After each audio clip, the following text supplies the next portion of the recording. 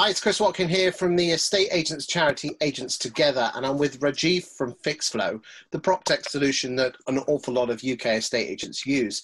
And today we are talking about mental health and how estate agency bosses and their staff can work better, especially during this system of furloughing and remote working. So, Rajeev, thank you for joining me today. Thank you very much for the invite. No worries, mate, no worries. Right, okay. So something that actually caught our eye, because we're really big at the Agents Together charity, is of mental health and keeping our staff and keeping colleagues positive. What have you been doing at Fixflo during lockdown to keep your guys focused, happy, and more, and producing stuff as well at the same time, but with the underlying thought of mental health? Talk to me.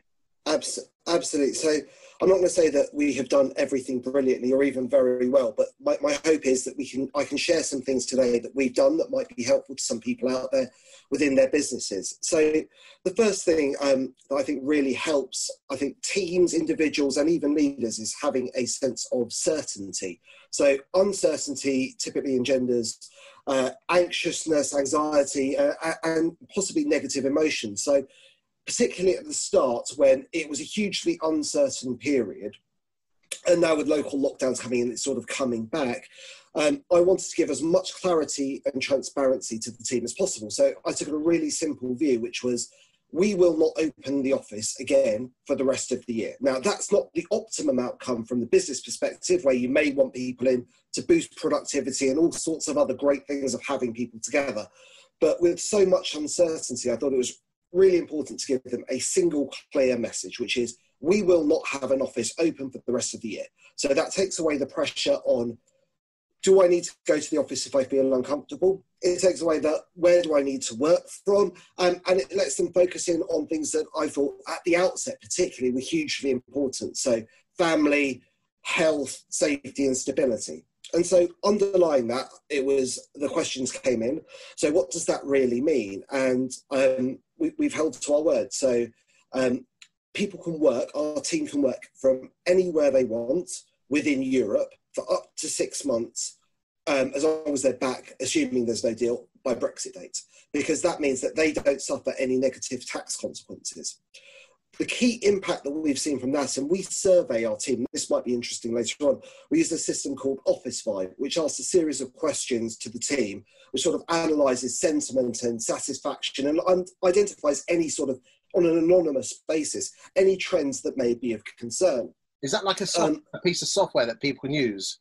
And it's called Office Vibe, is that what it's called? Yeah, absolutely. We did a lot of work to work out what would work well. So it's an anonymous system where people can provide feedback, explain how happy they are, areas of concern. And it does it in a, not how happy are you on a scale of 1 to 10. It asks sort of meaningful, direct questions from which the algorithm infers any positive or negative things that executive team should be aware of. And I realise this is a slight tangent, but that's one of our 6 KPIs as a business. So at board level, we report on the stuff you'd expect, so turnover and profits and all these, customer satisfaction. But one of the 6 numbers that drives our business is our employee net promoter score, which is driven by Office Vibe. So it's so important that it's one of our 6 key numbers. And through this, we've seen, coming back to the remote working or certainty around office, we've actually seen our employee NPS creep up over time. So people, hopefully, that shows they're appreciating the clarity we've provided, and we've given a lot of flexibility. And so certainty, I think, is really important. So bringing it back to mental health, certainty and stability, particularly in periods of uncertainty and instability, is particularly valuable. So that's one of the things we have done. Okay, I mean, certainly from that is that a lot of estate agents actually have to work from the office. I know some of the jobs can be outsourced and work from home, but so the one takeaway that we could take from that, from anyone watching, is using the office. Does it cost any money? Is Office Vibe? Is it just a small I think it's pretty affordable on a per user basis. I can't remember the exact numbers, but we're not talking large sums of money. Good stuff. So that's a great takeaway for anyone watching this, be you a staff or be you a boss. Office Vibe, we're not promoting it. in terms of getting any kickback, but a great way. If Rajeev likes it, he'd have done his homework. Right, what else we got? We've got another 5 minutes to talk. What else are we doing? Yeah, absolutely. So my view is that we're going to go through periods of lock and unlock regionally or nationally or whatever it is. So one of the challenges, I think, within a disparate organisation, and this could even be in usual times, so multi-branch setups, is the need for effective communication. So I'm going to break that down into a couple of pieces. So the first is, if you have people working from home and the office or intermingling between the two, ensuring that there is equality of information. So one of the approaches that I've seen work well, and I'll come to what we do in a minute, is if you have part of the team working from home and part of the team working from an office, even if people are in the office, get them to log in to team meetings or department meetings online so that everybody has the same experience. And it means that presenters treat everybody as being remote, so they set themselves up and present as if everybody is remote. So the second thing... A huge takeaway there, guys and girls, is, so what you're saying is if you do have a mixture of both, do online Zoom calls, but make sure the ones that are in the office go on the Zoom call, so equality. Again, another issue of mental health. Please carry on. The next thing is the need to over-communicate. And this is something I feel I probably doing a little too much, but we brought in new rituals across the business. So start of the day, hey, so each team has a daily catch-up, an end-of-day catch-up, but also interspersed within those. I think what you lose quite a lot of is the human side of working together. And again, this could be in normal times across sort of fragmented businesses with multiple sites. So we've brought in opportunities for people to just chat, just to socialise, to share information. It's amazing how much of the human bond comes from what people would term as gossip, but gossip is effectively where language came from, and humans are naturally, by and large, social animals. So Zoom calls where no work chat is allowed.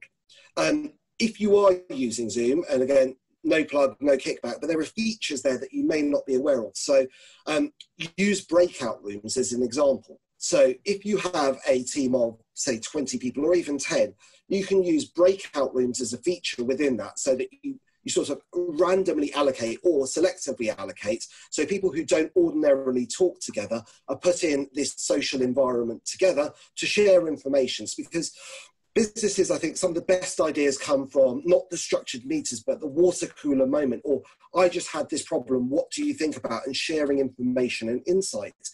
So Zoom has this feature if you're using it, and I suspect the others, so Teams and Hangouts will as well. But just have a look for it so that you can break people into smaller groups. Do you actually say, right, you Floss and you Jim, you're going in that now, even though you're in different departments, just to chew the fat?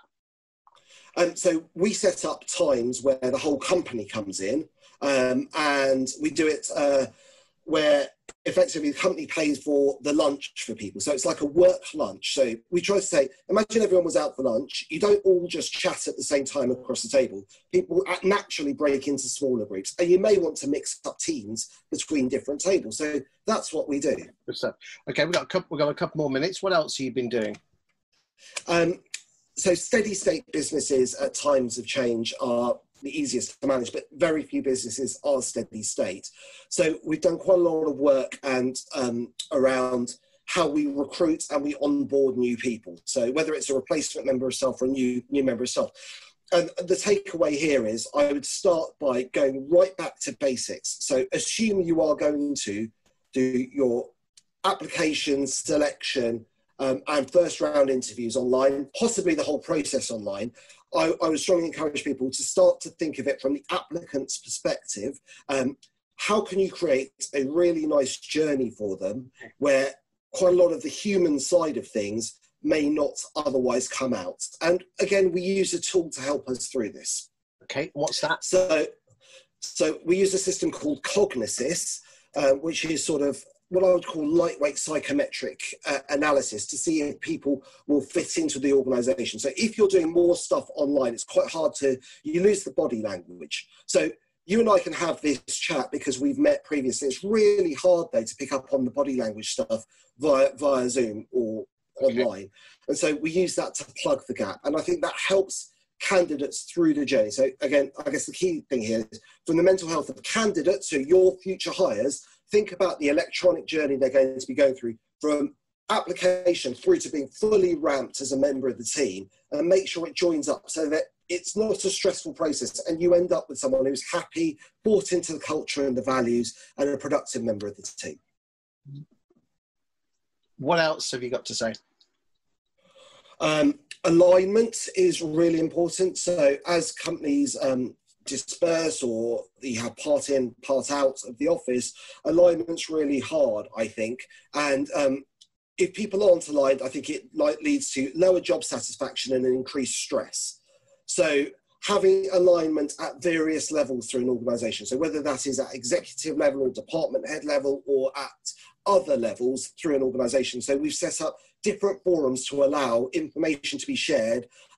In some of them, I will be present, or my business partner, and others we are definitely not invited, and we just get to see some of the outputs from it. But it comes back to the over-communication piece. So I guess taking what I've said in sort of in totality, the first thing is provide clarity so that people feel stable, secure, and happier. The second thing is over-communicate so people don't feel like they're in the dark and they don't feel like they're disadvantaged about the sharing of information because they're in the office or outside. The third is create a culture where people can share information and have water cooler moments, because that's great for them from a social mental health perspective. Some people may be living alone at home or in flat shares where they don't like. And the final thing is think about not just your employees, but the people you might bring into the business, so you can take them through a smooth journey that is not stressful at uncertain times. And you genuinely believe all those things have basically made a huge difference to the mental health of your team? I think they have made a difference. I'm not sure whether I would say a huge difference, because it's quite hard to know. But what I do know is on the Office Vibe score, we've seen a continuous and sustained increase in employee satisfaction, which would imply that people are happy, they feel secure, particularly in a period of uncertainty. So again, I'm not saying we do things perfectly. There are great examples out there of companies that absolutely smash it. But what I'm trying to do is, if I can share just one thing that helps an agency increase the mental health and resilience of their employees, then that's why I'm sharing what we're doing. Rajeev, thank you for your time today. You've been an absolute star. Thank you. Thanks, Chris. Hi, it's Chris Watkin here from the estate agents charity Agents Together, and I'm with Rajeev from Fixflo, the PropTech solution